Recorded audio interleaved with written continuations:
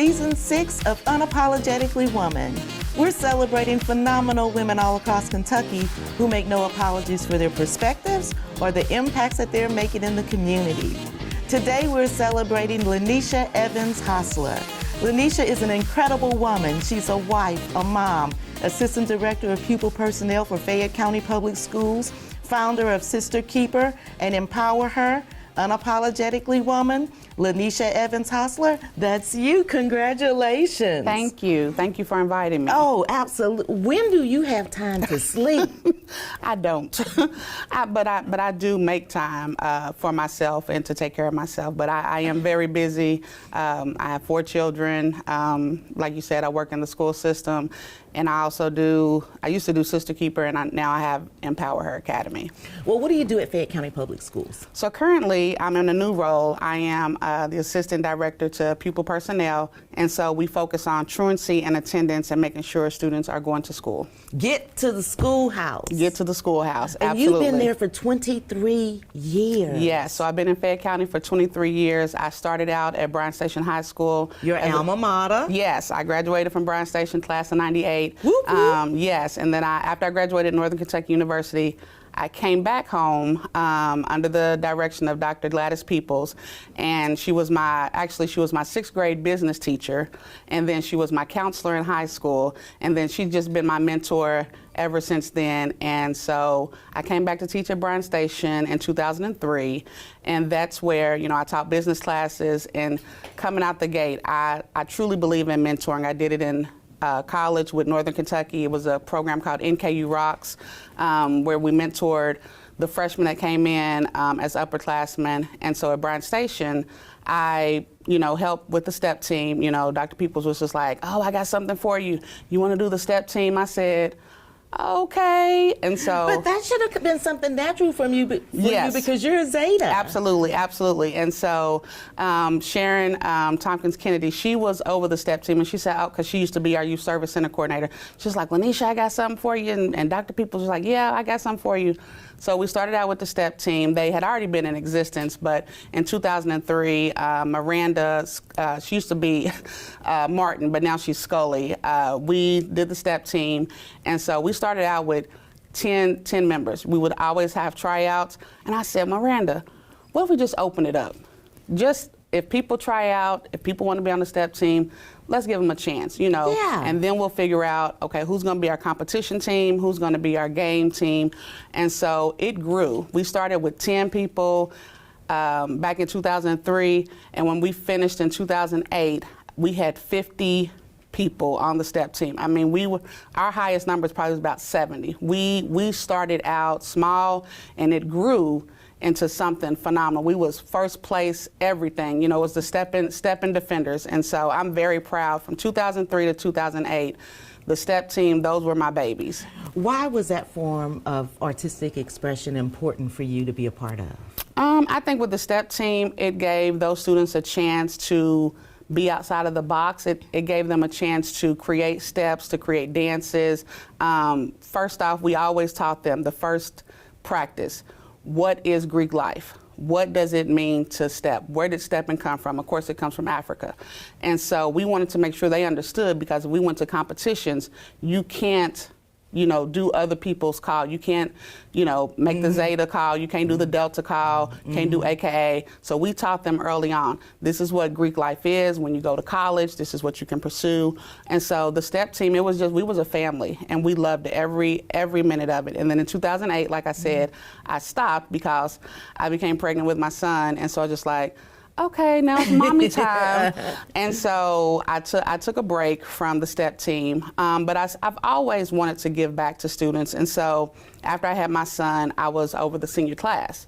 And so as a senior class sponsor, we created an advisory council, because not everybody's going to be the president, vice president of student council.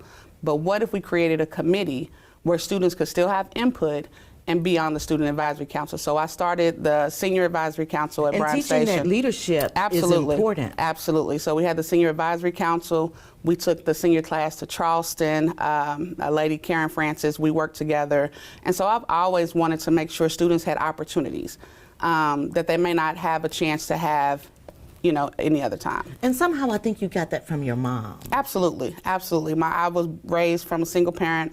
My father passed away when I was young, 6 days before my first birthday. So I never had a chance to know my dad. But my mom instilled to me and my sister values of education, our faith, and giving back. We didn't have very much, but she made sure, all right, if you're done with these clothes, we're gonna give them to somebody that may need them, because I know at the end you will be blessed. And that was true, and that's what I instill in my kids today. Take some stuff, we're gonna donate it. And so, my mom, she's my biggest inspiration. I look up to her. Without her, there is no Lanisha. My sister, she raised us. We all have our degrees. My sister has her master's, just finished up her rank 1. And so my mom was in the school system. She retired over 30 plus years. She was a paraeducator. But you couldn't tell her she wasn't a paraeducator. She could run the classroom better than any teacher. Just like the most seasoned teacher. Absolutely, absolutely. And so for my mom, but she also, when she wasn't available or when she was working, because she worked 2 to 3 jobs her entire life, she still works 2 jobs, even though she's retired. She made sure that we was involved in the community. So she made sure that we had mentors. I was in Black Achievers from 6th grade to 12th grade, got a full ride to Northern Kentucky. And so I had those mentors growing up, and that's why mentoring to me is so important. Well, and she didn't let the loss of your dad stifle her. Absolutely. For the rest of her life. But what effect do you think not having a dad in your life, how do you think that affected you? For me, it did affect me, because I had my uncles growing up. I did have male that I looked up to, but just not having that presence in the home made a difference. My friends, they had their dads at home. Their moms and dads, they were married. And so it made a difference. And, I was, intentional in terms of, I want a family for myself, and, and when my dad, I don't have a lot of pictures. So now, my husband's like, oh my gosh, if we take one more picture, yes, because I want those memories for my kids, because I didn't have those memories. So we take pictures all the time. Take the pictures. Take the pictures. Take the pictures. Absolutely. Because you just never know. You never know, right. When your mom looks at you, how do you think? I know she's proud as she can be. Oh yes, she cries. She cries. I did not tell her about this interview until last night, because I did not want her, she'd be like, Nisha, so what you wearing? What you got to do? What's this for? So I told her last night. She said, oh, Nisha, I am so proud of you. And I was just like, thank you, Mama. And so, again, she's my biggest inspiration. If it wasn't for my mom, there would not be any me. And she's always there for my kids. She's there for other people's kids. If you ask, oh, Miss Davis, oh, the safe room teacher, yes, that's my mom. So. Wow. I lost my mom just a couple of years ago. Sorry about that. And when you talk about your mom, that's the same spirit that I have with mine as well. Mm-hmm. Yeah. Tell me about, you're like, okay, if it's not there, I'm just going to create it. Tell me about Sister Keeper. So with Sister Keeper, I was an academy principal at Bryan Station, and so, certain high schools have academies. So my academy was teaching and learning. We had business, and we also had culinary. So with Sister Keeper, I went to a conference back 2019 for innovations for PBIS. And so I met a lady, Tracy McGee, and I went to her session. It was called No More Girl Drama. And I was just like, oh my gosh. She has Sister Keeper in St. Louis. It's a whole foundation, I Define Me. And so with Sister Keeper in St. Louis, I said, do you mind if I do this in Lexington? And she said, by all means. She said, absolutely. And so I was like, yeah. And so what she said was, just make sure you trademark it accordingly. And I was like, absolutely. And so I went back to the principal, Mr. Hale at the time, and I said, what do you think if I started this group for girls? And he was just like, Miss Hostler, run with it. And so we already had Ladies Leading Tomorrow, which was a girls group. We already had the Latinas Leading leadership team or whatever. And so we combined those two, and those was the foundation for Sister Keeper. So the idea behind it was those girls at the high school level would mentor Bryan Station Middle School girls. And so the girls, the women at Bryan Station, I said, hey, y'all want to help me do this new program? They was like, oh, Hostler, what? Here we go. They know you have something in your pocket. What do you have us doing? And I was just like, trust me, I'll organize it. I just need you all to be mentors. So they were mentors to the high school girls. The high school girls were mentors to the 8th graders. And so what we did was, and this was in 2019, right before COVID. So we had 2 sessions, went down to the middle schools. The girls loved it. I mean, the gym was packed at Bryan Station Middle School. I mean, we had at least 75 girls, and then it was like 10 girls. So anyway, we did the pledge, we created, affirmations, and so COVID hit. Well, what's this gonna look like? Right. So we did Zoom sessions, the girls were committed, and then when we came back after COVID, we had to switch it up a little bit because now other girls at Bryan Station wanted to be a part of Sister Keeper. Mm-hmm. And so the intent was small group from Bryan Station, mentor a small group from the middle school. So I said, okay, y'all, 9th, 10th, 11th graders want to be part of Sister Keeper. What are we going to do?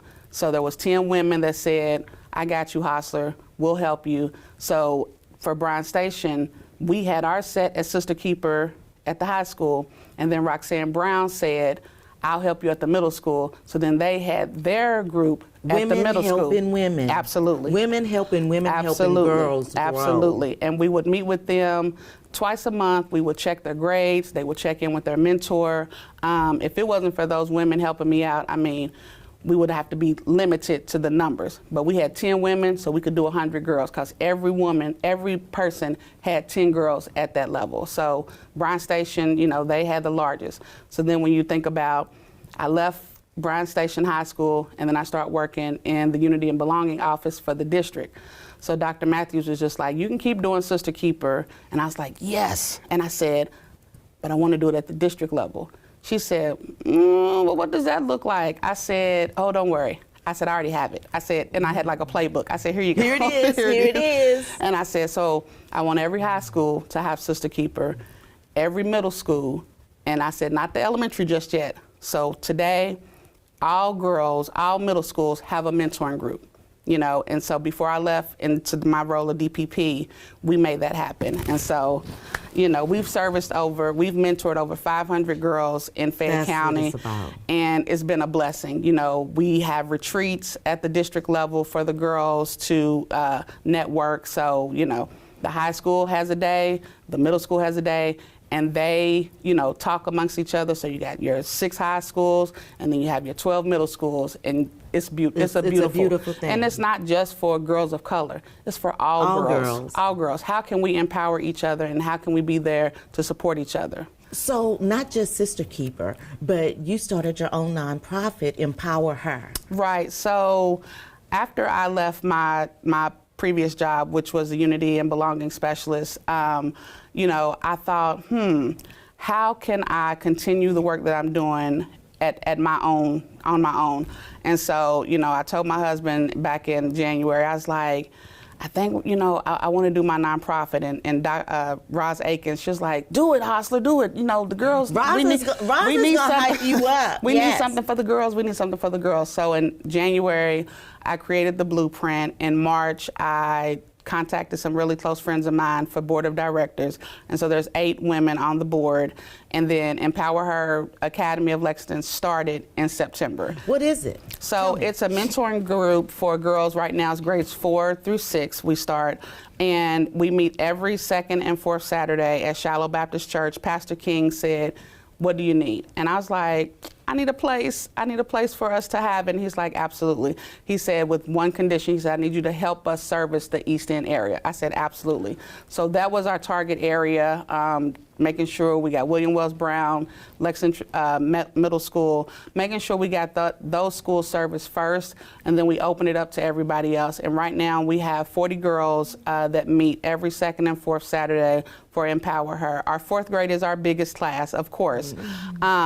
But the motto is, and we say this every time we meet with the girls, believe in yourself, okay? Empower others and inspire change. So that is what we live by, that is what we go by. And we've had this year, we've been to the horse park, they learned about the black equine industry. We've had agriculture, we've had black soil, talked to them about healthy eating. And so we've actually had self-defense. So we had a woman come in to teach them how to do kickboxing. Just making sure that when you look in the mirror, you are affirming who you are. You know, and if you're shy, it's okay. We're gonna help you. You know, you can still be shy, but you can empower yourself and empower others so that you know that you are the best version of yourself every time you walk out that door. So I'm gonna kick it to you for empowering young girls and young women who may feel like they have been overlooked on their journey. What kind of advice would you have for them? I say connect with a trusted adult. Connect with someone that can help you see the potential inside yourself that you may not see. And so for young girls, you know, if you have that trusted adult and they can pour into you, that's what happened with me. You know, I was that scrawny little kid with glasses, you know, and I had low self-esteem, and I thought things about myself, but I had a mentor to pour into me. You know, Dr. Peoples, like I said, she was my mentor from middle school up until now, you know, and I had teachers that believed in me, and they, you know, oh, come on, Lanisha, you know, even when I applied to middle school at LTMS, I had a teacher tell me, you won't get into that school, your attitude sucks, you know, and oh, okay, well, I can show you better than I can tell you. And so I applied, got into LTMS, and, you know, the rest is history. But for those girls that people are putting you down, are saying you can't be something, ignore the naysayers. You know, be yourself, be who you are. If you know, like I was, a skinny little kid with glasses, I had big glasses, you know, be who you are. You know, I had patches on my jeans because my mom couldn't afford new clothes. It's okay, be who you are, you know, so. Thank you You're so welcome. much. You're welcome. You guys continue to watch as we celebrate other phenomenal women just like Lanisha. Remember what she said. Drown out the noise and forget about the naysayers. Continue to watch Unapologetically Woman, and we'll see you soon.